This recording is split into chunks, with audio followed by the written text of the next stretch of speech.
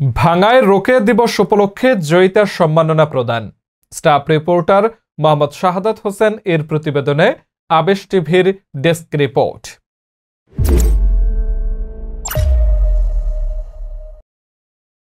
ফরিদপুরের ভাঙ্গায় আন্তর্জাতিক নারী নির্যাতন প্রতিরোধ পক্ষ ও রোকেয়া দিবস পালন উপলক্ষে জয়িতার সম্মাননা প্রদান ও এক আলোচনা সভা অনুষ্ঠিত হয়েছে। সোমবার সকালে উপজেলা পরিষদ সম্মেলন কক্ষে মহিলা বিষয়ক কর্মকর্তা ইলা রানী কুন্ডু এর সঞ্চালনায় উপজেলা নির্বাহী অফিসার মোহাম্মদ মিজানুর রহমানের সভাপতিত্বে বক্তব্য রাখেন উপজেলা স্বাস্থ্য ও পরিবার পরিকল্পনা কর্মকর্তা ডাক্তার তানসির জুবায়ের, কৃষি কর্মকর্তা কৃষিবিদ মোল্লা আল মামুন, নির্বাচন কর্মকর্তা হাসান উদ্দিন, উপজেলা পাঠ কর্মকর্তা ইহসানুল হক রাফি, সাংবাদিক শাহাদাত হোসেন, বৈষম্য বিরোধী ছাত্র আন্দোলনের নেতা মোহাম্মদ আশরাফ হোসেন, গণ অধিকার পরিষদ নেতা আনিসুর রহমান সহ নানা শ্রেণী পেশার লোকজন। সভায় বিভিন্ন ক্ষেত্রে অবদানের জন্য ৫ জন নারীকে জয়িতা সম্মাননা পদক প্রদান এবং ফুল দিয়ে বরণ করা হয়। সভায় জয়িতার গল্প শিরোনামে তাদের জীবনের সফলতার গল্প, নানা ঘাত প্রতিঘাত সহ জীবনের চড়াই উতরাই পেরিয়ে অর্জিত সফলতার কথা তুলে ধরেন। পড়ালেখা করতে পারেনি, এখন সমাজে তার কিছু অবদান রাখার দরকার।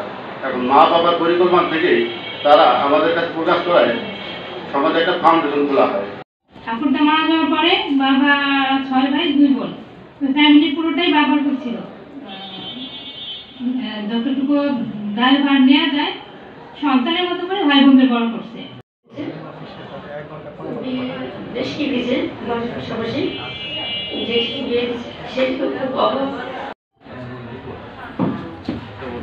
ধন্যবাদ। এবার শিবানী রানী দাস সফলজননী নারী, উনি ওনার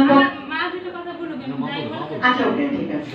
বিশ্বাস করি পুরুষদের মানসিকতায় অনেক পরিবর্তন এসেছে। এখন একটা শব্দ তো মোটামুটি চলে গেছে, ইপটিজিং এই বিষয়টা কেউ নাই, আর এসিড নিক্ষেপ এটা কিন্তু আগের মতো নাই বলে চলে। এখন যদি বাসে যদি একটা মেয়েকে বা একটা নারীকে যদি কোনো পুরুষ ডিস্টার্ব করে, এটা যেমন করে, এটা যেমন সত্য, এটা এখনো আছে।